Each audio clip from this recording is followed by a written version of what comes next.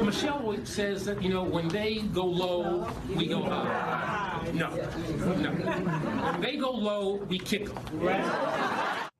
It seems that some Democrats have been taking suggestions like that from Eric Holder quite literally. A hostile Democratic operative with ties to George Soros and a long history of harassing Republicans has been arrested for battery against the female campaign manager of a GOP candidate.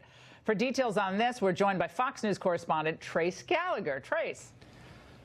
Hey, Laura, the man in question is Wilfred M. Stark III, known very well on Capitol Hill as Mike Stark. He was arrested in Las Vegas for assaulting Kristen Davison, the campaign manager for Nevada GOP gubernatorial nominee Adam Laxalt.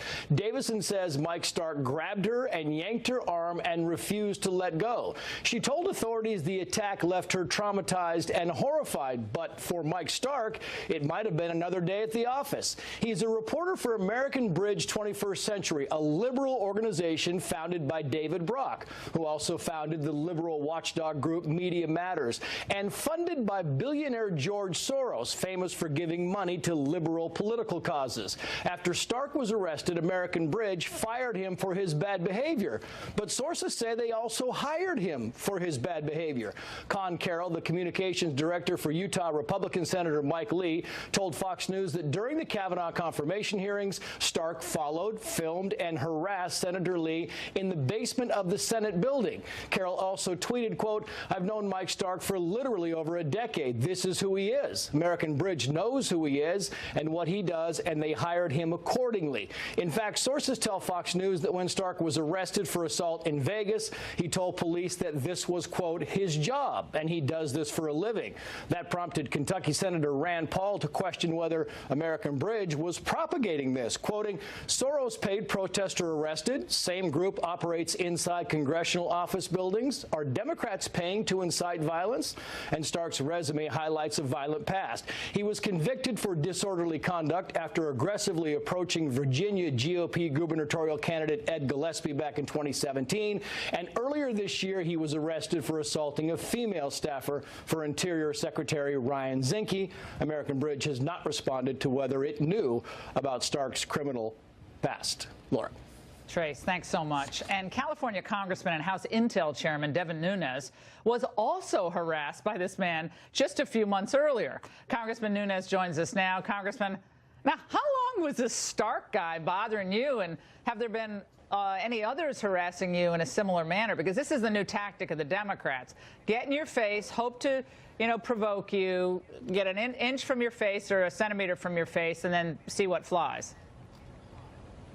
Yeah, they've been doing this to me and many of my colleagues, Laura, for the better part of a year and a half. Anybody who was involved in the Russia investigation at all, we were harassed. This guy in particular actually went to our office numerous times. He would follow me in. He'd get in my face. He'd show up at committee hearings. He even showed up at a place downtown in Washington where I was giving a speech one time. And including, he actually showed up at the airport one time. And so we had to have the Capitol Police come several times because he would harass me, he'd harass our staff.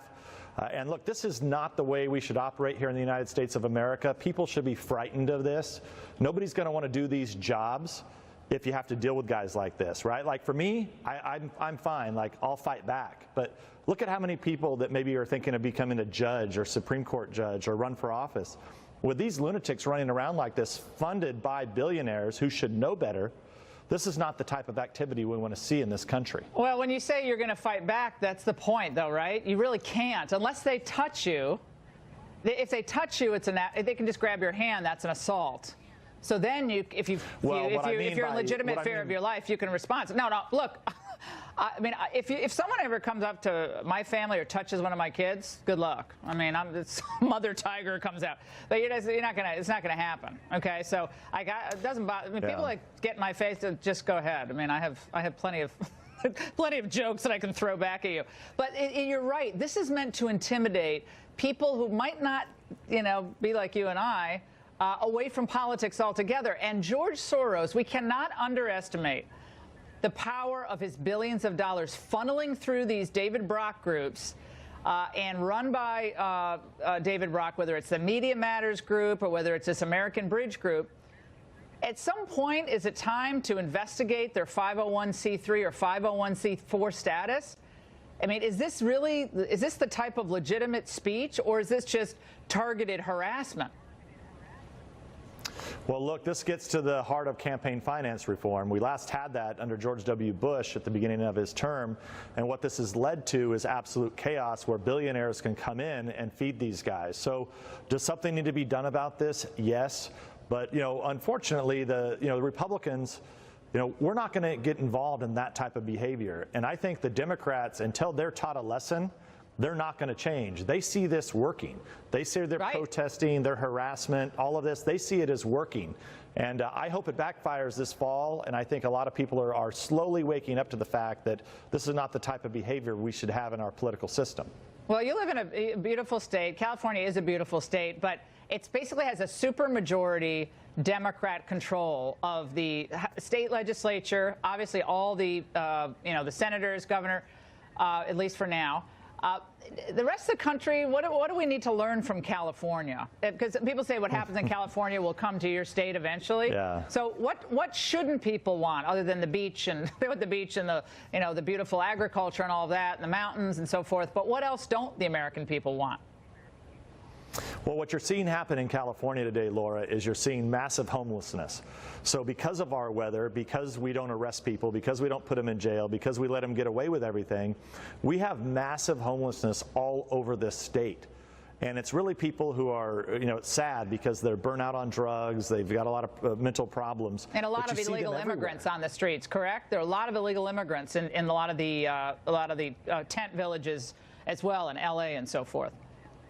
Well, it's tough to know who they are or whether they're legal or not legal, but I will tell you that when you get to some, it's not, people think that it's just San Francisco and they hear about the feces on the street, which is absolutely disgusting, and it's true, but you see it all over California in any city or town that you go to or visit.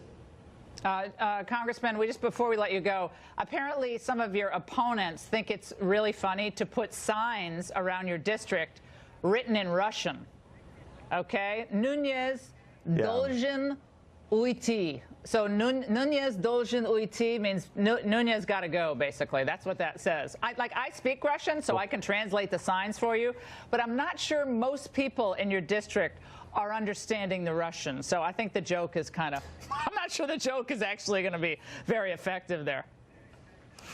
Well, I think the point on that, those signs that the people need to understand is those are also being put up by the same people that are funding this Stark character. So the billionaires are funding protesters, they're funding movements, they're funding crazy billboards. The best part about that billboard, though, is I have a 98-year-old grandmother who has our family farm here, lives on it. She's been harassed by reporters and other wackos that have shown up at her house. She lives by herself. And the other day she told me that she was driving down the freeway and she saw some of those signs. She actually thought they were mine. So I think to some degree they're benefiting me to some degree. Yeah, that's not a bad picture of you, Congressman. I take all the FaceTime you can get there on the billboards. All right, Congressman, we got through a whole interview and we didn't even talk about Rod Rosenstein not one time. So that's got to be a record with you. But we'll await it next time. Congressman, thanks so much. Thank you. All right, despite not being on the ballot, the 28 midterms are all about President Trump. Eric Trump is here next on why